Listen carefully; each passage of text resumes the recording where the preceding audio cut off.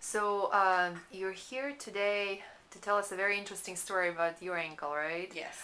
Because you're only about 6 weeks after the surgery, and I told you that you had a very interesting case because it's not something I see on day-to-day basis. Correct.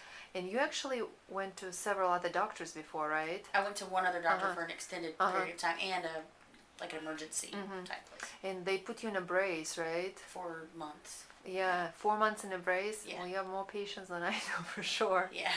So, and we decided when we took an x-ray, pretty much knew right away that you had a fracture fragment Right. that was floating in your ankle, and basically it was not healing.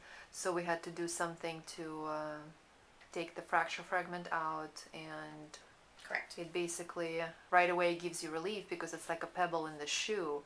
If you Yes. don't have the pebble, it doesn't irritate your skin. Well, in your situation, it was cartilage. Right. So, so you had basically a fracture that was in the ankle that needed to be removed. Mhm. And we did it 6 weeks ago. And was it a very painful operation? No, I could because I was so used to the pain Uh-huh. that the pain of the incision was not really anything compared to the pain that I had felt before. Uh-huh. It was pretty much instant relief from that pain. Uh-huh. And did you take a lot of pain medications after? No, I did for the first couple of days just to kind of keep myself sleeping, just so I wouldn't feel the swelling and everything. But then after that, I haven't been on anything. And you wore a boot, right? I was in a boot for 2 weeks. 2 weeks. Yeah, Right. and then it's much better than the 4 months I was in Right, before. of course. And you had some physical therapy, right? The Yes. little TENS unit I we used. use the TENS unit on a daily basis, Okay. like you suggested, and then I'm in the middle of physical therapy now. But they Good. said I'm progressing very well. Good, good.